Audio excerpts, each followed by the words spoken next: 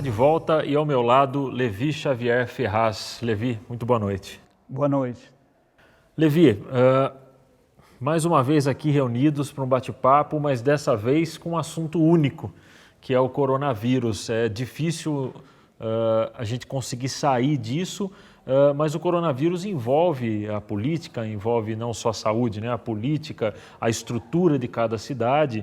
E eu gostaria de saber, na sua opinião, como vereador, como você vê essa epidemia hoje, as consequências que você vê, tanto para o Brasil quanto para pequenos municípios como Santa Gertrudes? Olha, essa doença hoje ela já é uma realidade no mundo, tá? Tá avassaladora no mundo inteiro, inclusive pegou o Brasil também, tá? E você vê que já tem 40 dias praticamente tudo parado, então isso aí vai afetar muito o país, tá? E uma coisa que a gente nota é que o nosso sistema de saúde não estava preparado para isso. Então, você olha para a Santa Casa, foi construída na década de 70 e pouco investimento teve. E todas as vezes que paciente de Santa Gertrudes necessitava da Santa Casa, os leitos da UTI já estavam esgotados. Então, com essa doença agora, ficou mais grave. Eu creio que eles fizeram essa quarentena para quê? Para dar um preparo para o sistema de saúde, para ele suportar alguma carga excedente que precisar de UTI. Então, eu creio que foi isso. Agora, com relação à economia do Brasil, esse ano já se perdeu, né? Esse ano já não tem controle mais. E para a nossa cidade também não é diferente. A nossa cidade tem os ceramistas, os ceramistas já pararam quase toda a cerâmica, o povo já está um pouco apavorado com isso, até o comércio local também. E eu só não concordo com a atitude do governador do estado, tá? Ele fazer essa paralisação de tudo, deixar só serviços essenciais. Como a nossa cidade não é a realidade de São Paulo, nossa cidade é uma cidade pequena, então é outra realidade. Então, o nosso prefeito municipal, ele seguiu o quê? Seguiu o decreto do prefeito João Dória. Só que a nossa cidade é outra realidade. Então, nossos comércios é tudo pequeno. É uma lojinha de roupa que entra uma pessoa a cada meia hora. A loja maior que tem aqui é a loja 100, mas não tem aglomeração de pessoas. Então, nesse ponto, a minha visão é que não deveria ter sido fechado. Então, prejudicou muito esses comerciantes. Alguns praticamente não devem nem abrir mais, que vai decretar falência. Agora, espero que o prefeito, nessa semana, ele comece a flexibilizar esses pequenos comércios, para liberar para eles abrir com todos os cuidados, que é claro que tem que ter cuidado, porque o vírus é realidade, não adianta esconder disso, mas também nós vamos ter que aprender a conviver com isso daí, porque o vírus vai ficar no nosso país. Agora, da agora para frente, nós vamos ter que fazer o quê? Mudar os nossos hábitos, tá? Hábitos de higiene, os cuidados, manter distância e cuidar dos idosos acima de 60 anos, que são os grupos de risco, cuidar dessas pessoas, tá? Então agora a gente muda a nossa rotina. Levi, que a quarentena é inevitável, como você mesmo disse, para que se tente conter um pouco, porque o nosso sistema de saúde, acredito que do Brasil todo, não consegue comportar uma pandemia, uma epidemia desse tamanho dentro do país.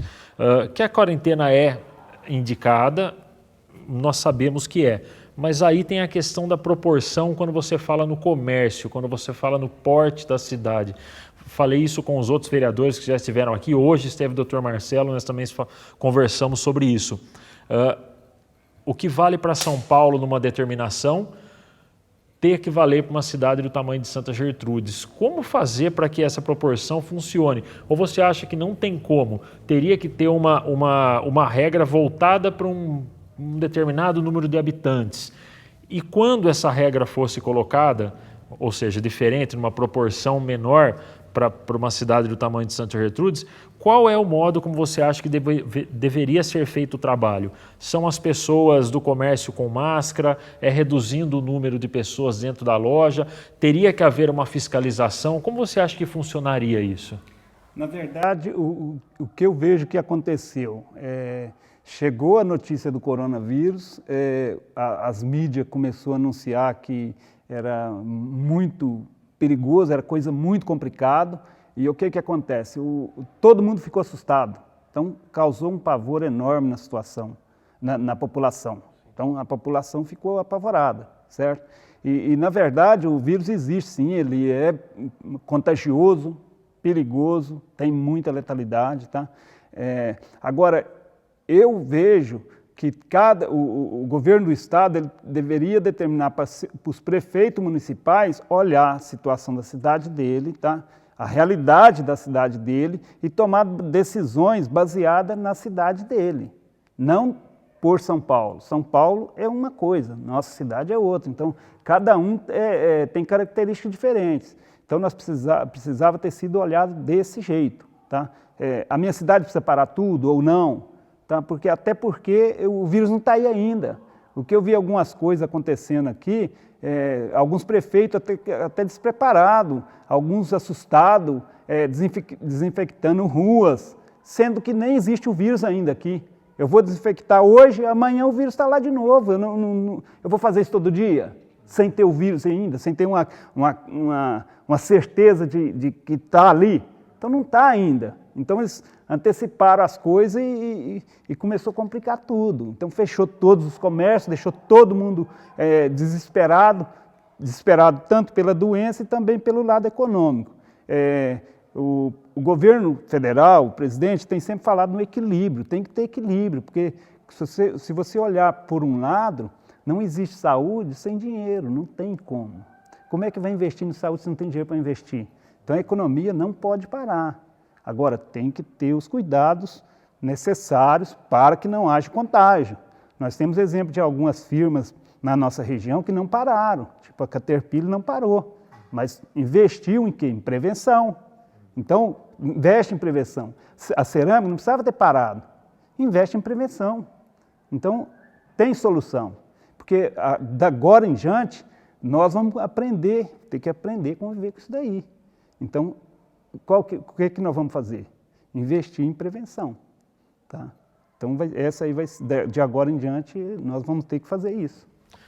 Levi, você acha que, como você mesmo disse, os prefeitos das cidades correndo sem saber o que fazer, desinfectando a rua, tentando de todas as maneiras conter uma epidemia que às vezes nem na cidade dele ainda era um caso grave, ou não tinha nenhum caso confirmado, mas essa loucura toda. Você acha que esse embate que havia entre Bolsonaro e João Dória, governo federal e estadual, não se entendendo, falando coisas contraditórias, e no meio disso tudo nós tínhamos o até então ministro Mandetta também falando uma coisa diferente de Bolsonaro. Você acha, qual é a sua opinião primeiro dessa situação, dessa briga toda dos poderes, e você acha que isso reflete um pouco na falta ou no caso, de não saber o que fazer dos prefeitos?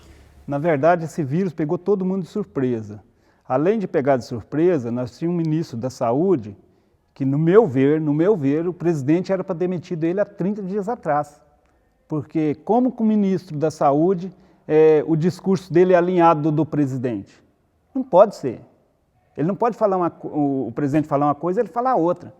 Aí começa a divisão, ninguém sabe quem está falando a verdade. E, na verdade, se você olhar por esse cenário do vírus, da contaminação, nem especialista, infectologista, não está acertando nada. Está todo mundo no escuro. Então, todas as previsões que eles fizeram, nenhuma deu certo.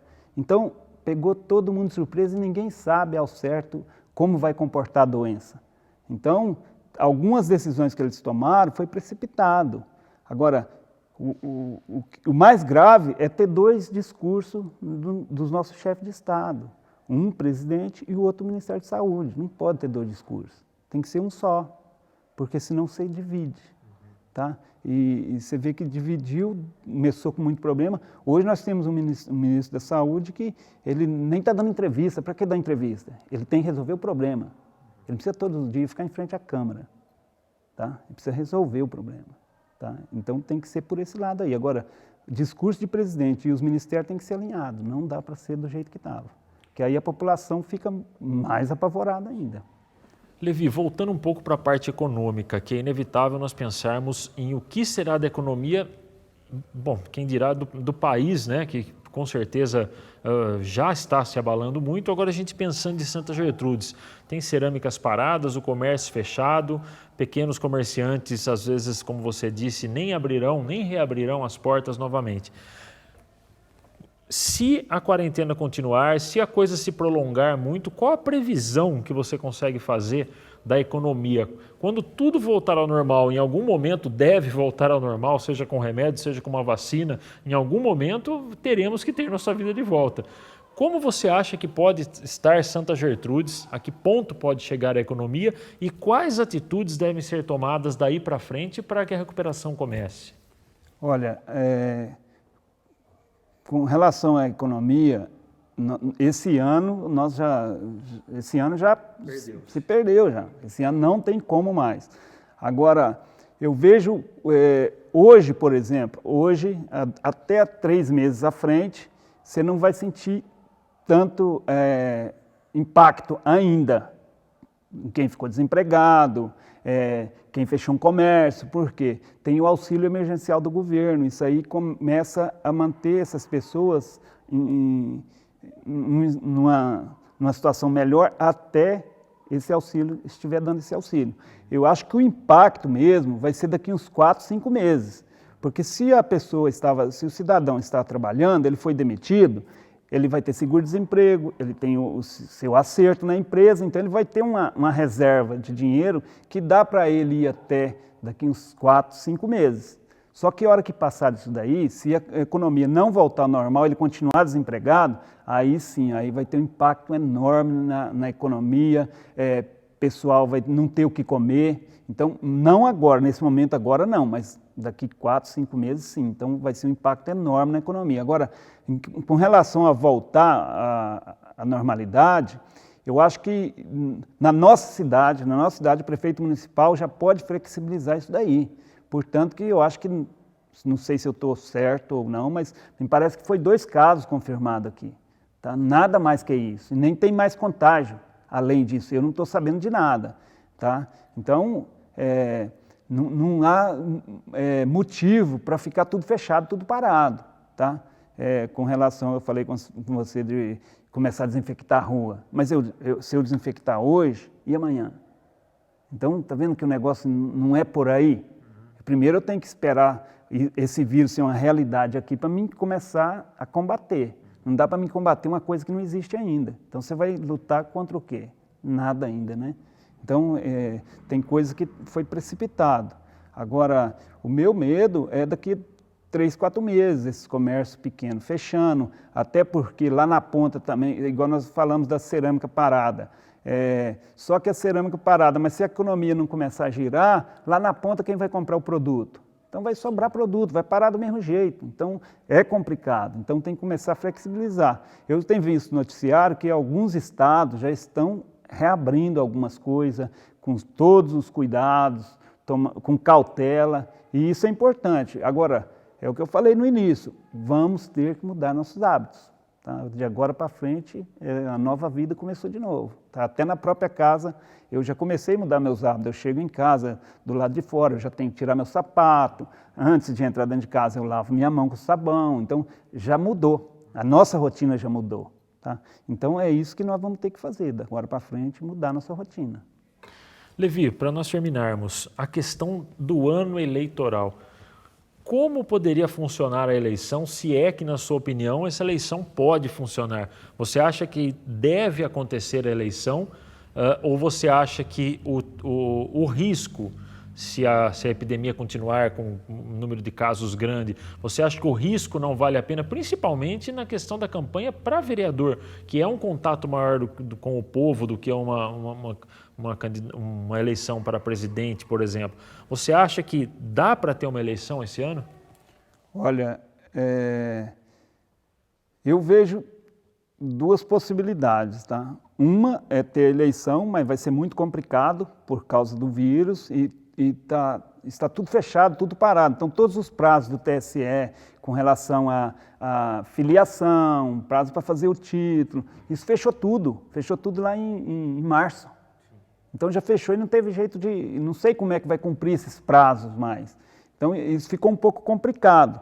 Agora, se for ter uma eleição esse ano, vai ser uma eleição atípica, né? Uma eleição que vai ganhar aquele cara que já é uma referência, aquele cara que já tem um padrão, que a sociedade vê nele um representante para a sociedade. Não vai dar para o cara sair de uma campanha e se eleger. Vai ser muito difícil. O cara não é nada sair de uma campanha e reeleger, não vai ter jeito.